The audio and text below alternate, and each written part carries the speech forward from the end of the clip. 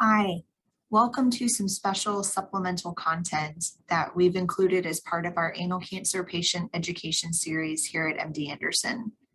I'm Emma Holliday, one of the GI radiation oncologists here at MD Anderson, and today I'm going to be interviewing one of my former patients and one of my current superstar nurses in the GI radiation oncology clinic, Kimberly Porter. Kim, thank you so much for agreeing to chat with me today to give new patients a little bit of personal insight into what they might expect during treatment. Do you mind introducing yourself before we get started? Hi, I'm Kimberly Porter. I am a cancer survivor, anal cancer survivor, and I am a nurse with the radiology oncology department at MD Anderson. As a patient, what were your first thoughts that you had after receiving your anal cancer diagnosis? My first thoughts were, the first one was shock, confusion. How did this happen? I didn't have any of the risk factors. Then it shifted to, I don't want a bag. I don't want to lose my hair, but I want to live. And how did you feel after your first consultation visit with your medical team here at MD Anderson? Truthfully, I felt overwhelmed. I didn't come alone, and I suggest the same for others. I brought a support system, and he actually took notes, because after you hear the initial words of cancer, everything else just kind of becomes a blur. So it was a lot of information, and in all honesty, I wasn't able to process it all. So I had someone with me that was able to take notes that we could refer back to. However, I did feel comfortable because I made it very plain to the team what my goals were, that I didn't want a bag. I didn't want a bag, but I did want to live. So I did feel comfortable because I was given the tools to say that you could live. And if I followed the treatment plan, that it was very, very highly possible that I would not end up with a bag. What was the hardest part about going through chemo and radiation?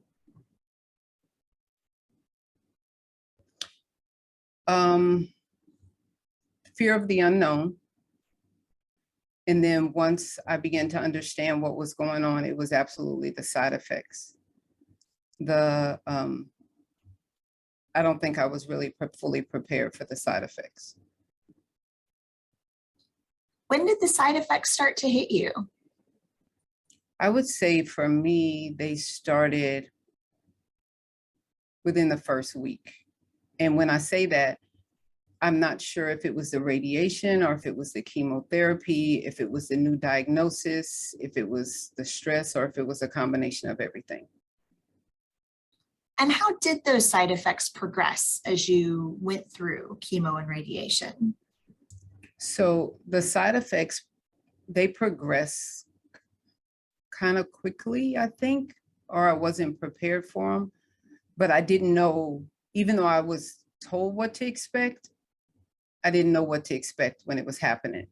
And this diagnosis, there's a lot of stigmas that are attached to it. So you don't talk about it much. It's not a comfortable conversation to have. So some of the side effects, it's not comfortable to talk to anyone about. And I didn't know any other person that had anal cancer. You either said you had colorectal cancer, but no one with anal cancer. So I didn't know who to talk to about the side effects. That's why I think the weekly C visits were life-saving for me, because I had the opportunity to speak to someone to say, this is what's happening, this is what's going on. I didn't even know if it was a side effect or not. So the reassurance and the reinforced teaching that I received in the weekly C appointments were life-saving for me. What was the hardest side effect you went through during chemo and radiation? The skin changes, and the diarrhea. The fatigue was really bad too, because I didn't understand fatigue. I think we use the word lightly. We say, oh, I feel fatigued, oh, I feel tired. But this was a different type of fatigue. But the diarrhea and the skin changes was probably, well, no, it was undoubtedly, it was the worst part. Because what we don't realize is our anal area, I mean, it's something we have to use all the time. We're either sitting on it or we're going to the bathroom. We can't stop it. We have to do it. So we couldn't, that something was going to pass through that area. So that was absolutely the most difficult side effect. You know, we often describe those skin changes as a bad sunburn, but I've been told by several of my patients now that sunburn doesn't even describe the half of it. How do you think we should really describe that to patients if we're being honest? If we're being honest, I tell my patients that it's multiply a baby with really, really bad diaper rash. And I say that because as a parent, an aunt, a loved one, or anyone, when you see a child with a bad diaper rash, you know when they're wet, or you know when they're going to the bathroom because they cry, because it hurts. Think about it the same way. You wouldn't wipe it, you would pat them, you put them in a warm tub of water. You slather them, if slather is even a word, with an ointment as a barrier to protect it. So yes, sunburn, not even close. We should really get that word sunburn out of our teaching materials. Yes, because I've had a sunburn and it's not. I think that when I talk to patients that are going through and they're trying to describe it, because again, this isn't a conversation you have, so you don't have the words to adequately describe it. My description was that it felt like a baseball with razor blades spinning in my rectum. Not that I've had a baseball or a razor blade spinning, but it's what I would think. And most patients laugh and they say, oh my God, that's exactly what it is. So you really do understand. Were there any medicines or other strategies that helped you get through the side effects of treatment? Okay, sitz baths are just soaking in warm water are life-saving. There was a cream that's a mixture, and I know the insurances don't pay for it. That one was, once I found it, once you gave it to me, it was life-altering. It was lidocaine and Vaseline and nifedipine. Oh God, that saved me. I didn't care how much that stuff cost. It truly saved me.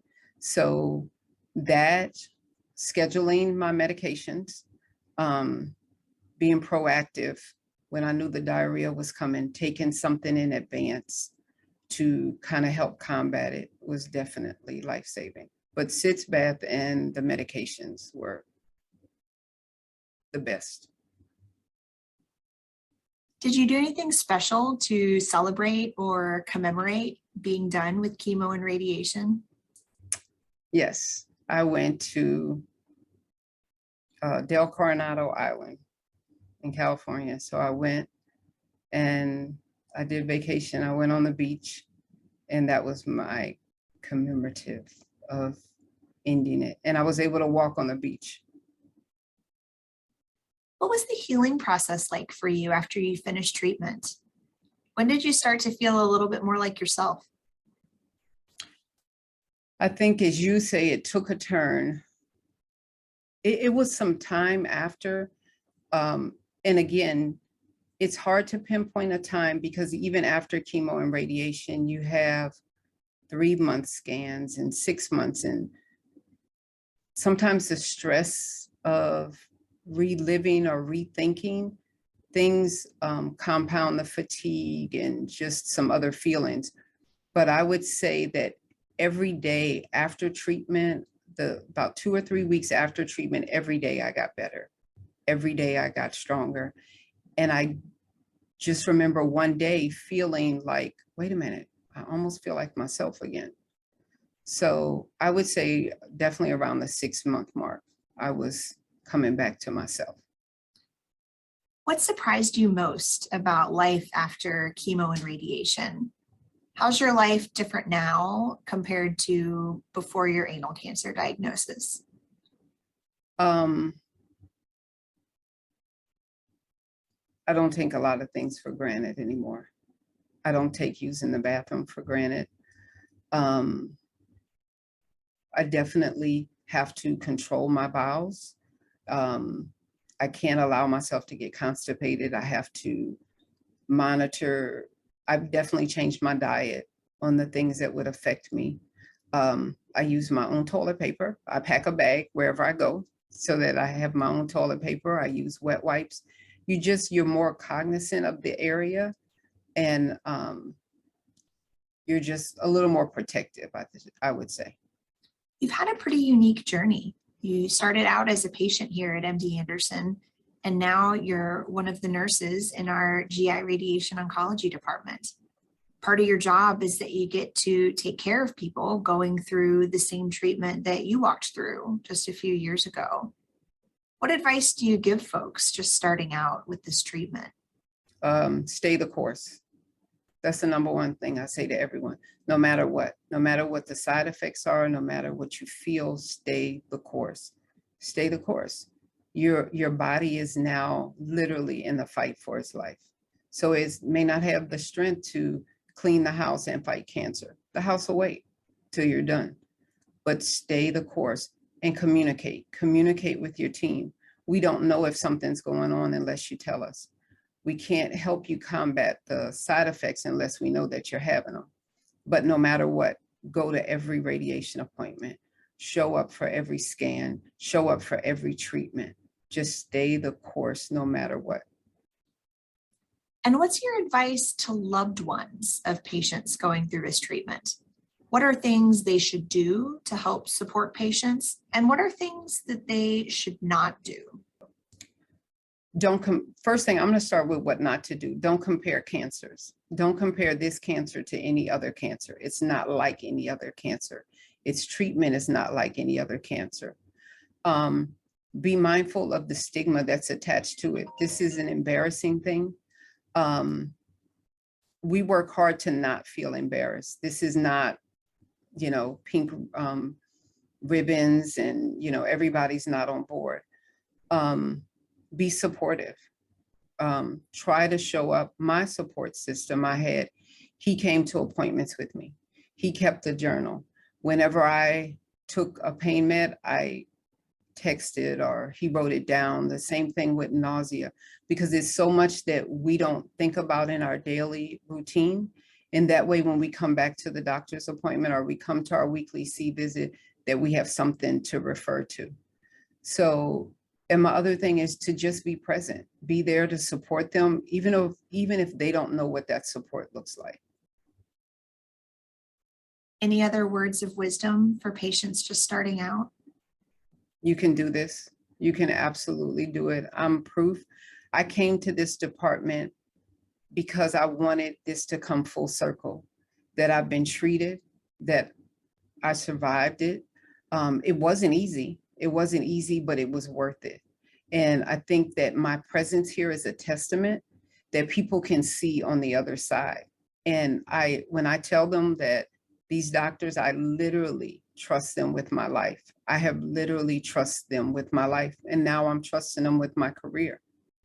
But I'm coming full circle so that every day I walk in here, somebody sees it as a testament that they can get through it. They can live, they can thrive, and they can get on the other side of this thing. So just stay the course. You can absolutely do it. Thank you so much for sharing your experience with us. We're so lucky to have you as part of our team. Thank you for having me.